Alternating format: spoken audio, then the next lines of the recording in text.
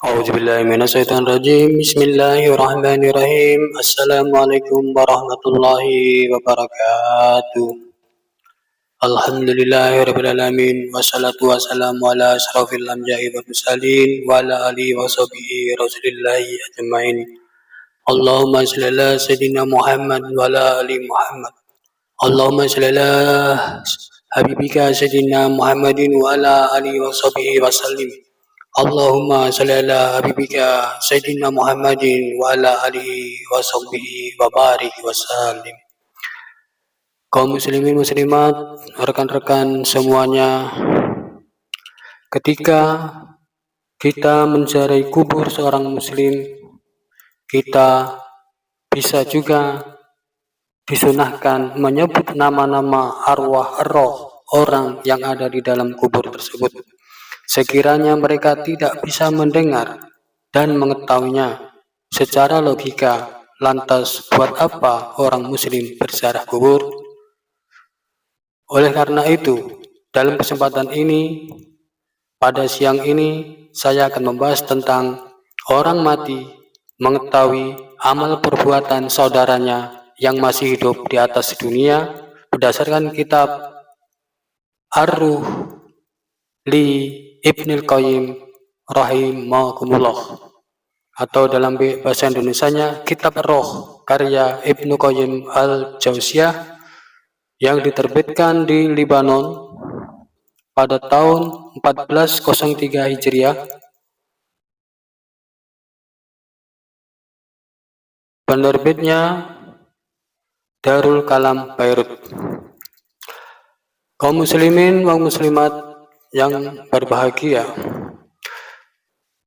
orang mati bukan hanya sekedar mengetahui saudaranya yang ada di dunia, terutama waktu ziarah kubur dan malam Jumat ketika roh tersebut mendatangi keluarganya yang masih ada di dunia, melainkan lebih jauh dari itu, orang mati juga rupanya mengetahui apa yang dilakukan oleh ahli warisnya, saudara-saudaranya yang masih hidup di atas dunia.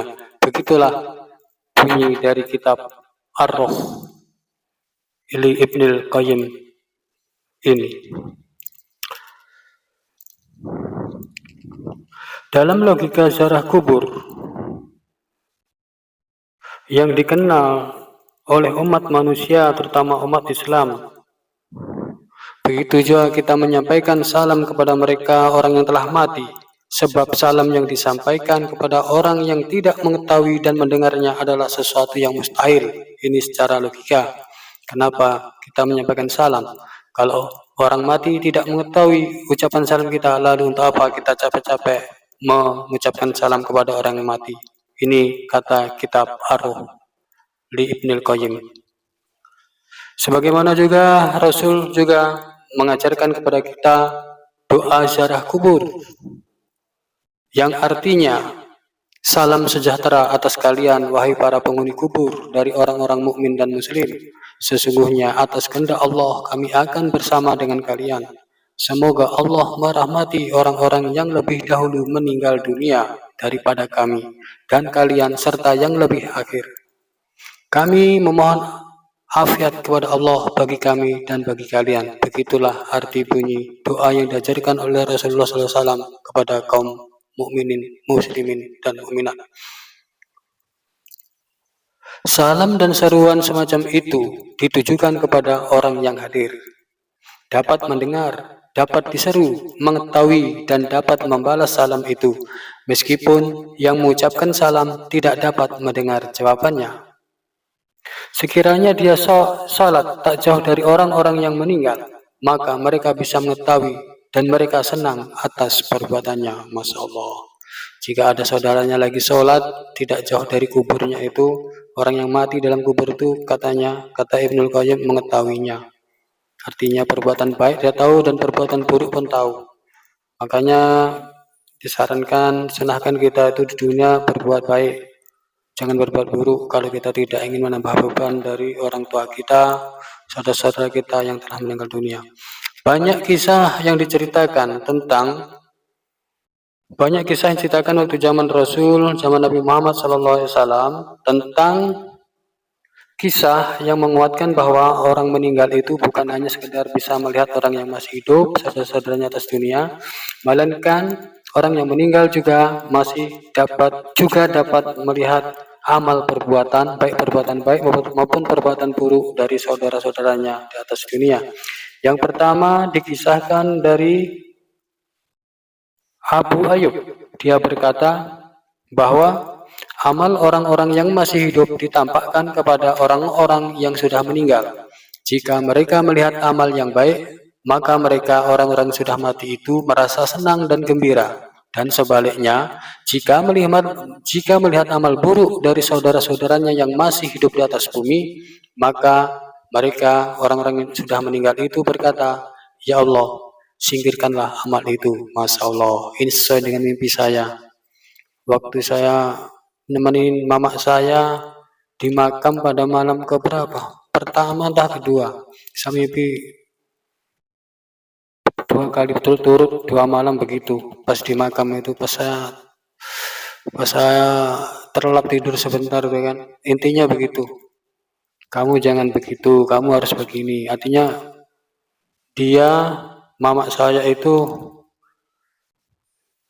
merasa sedih saya berbuat yang tidak-tidak gitu. Jadi saya suruh beramal soleh, intinya gitu intinya. Mimpi itu nanti saya ceritakan sendiri dalam kisah mimpi. Kemudian kisah yang diceritakan oleh Ibad bin Abad yang menemui Ibrahim bin Salih yang rumahnya ada di Palestina. Ibrahim bin Salih berkata, "Berilah aku nasihat."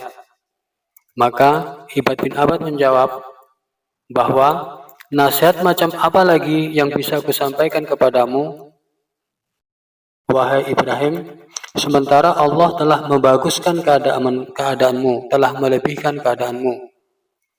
Tapi aku pernah mendengar bahwa amal orang-orang yang masih hidup akan ditampakkan kepada kerabat mereka yang sudah meninggal. Maka, wahai Ibrahim, periksalah apa amalmu yang bisa engkau tampakkan kepada Rasulullah. Nasihat Ibad bin Abad kepada Ibrahim.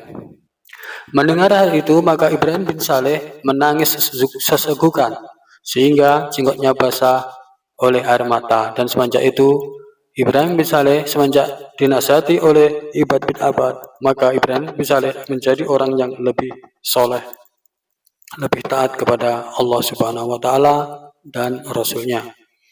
Kemudian yang ketiga adalah kisah dari Ibnu Abid Dunya, meriwayatkan dari Sodakoh bin Sulaiman al-Jafari, bahwa dia berkata, "Aku mempunyai sifat yang kurang baik, kemudian ayahku meninggal, hingga membuat sangat menyesal atas sikapku yang kurang memperhatikan ayahku. Maka pada suatu hari aku jatuh dan sakit.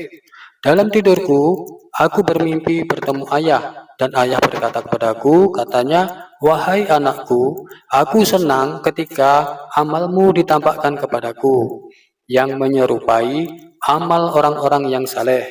Maka janganlah kamu buat orang-orang yang sudah meninggal sekitarku merasa sedih.'"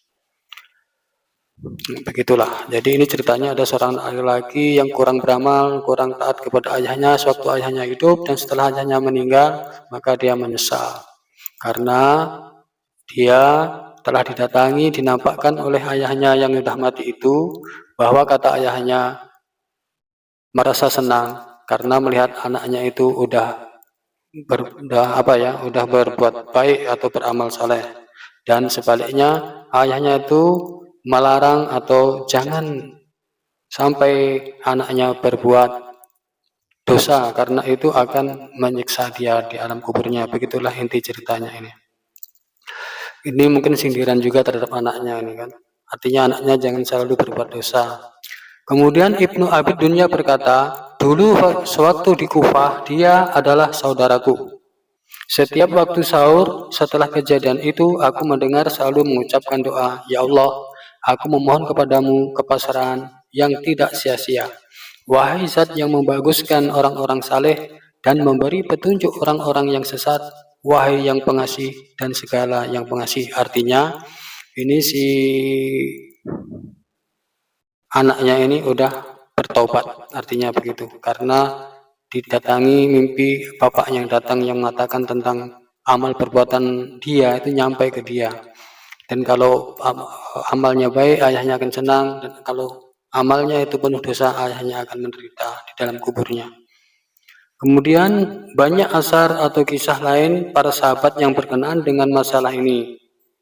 Ada sebagian orang asar dari kerabat Abdullah bin Rawahah yang berkata, "Ya Allah, aku berlindung kepadamu dari amal yang membuatku malu di hadapan Abdullah bin Rawahah." Dia mengucapkan hal itu setelah Abdullah bin Rawahah meninggal dunia sebagai syahid. Nah, jadi, ya Allah, aku berlindung kepadamu dari amal yang membuatku malu di hadapan Allah bin Rawahah. Artinya, amal dari saudara-saudaranya yang masih hidup. Jadi, dia minta berlindung dari amal-amal buruk dari saudara-saudaranya yang masih hidup di atas dunia. Karena amal-amal saudaranya masih hidup di atas dunia itu akan mempengaruhi baik buruknya orang yang sudah meninggal, yang ada di alam barzah. Begitu kawan, cerita atau kisah tentang bahwa orang mati itu bukan hanya bisa mendengarkan atau melihat orang yang menziarahinya, tapi juga bisa melihat amal perbuatan saudara-saudaranya yang ada di permukaan bumi. Allah alam bisawab. Wabillahi taufiq wal hidayah. Wassalamualaikum warahmatullahi wabarakatuh.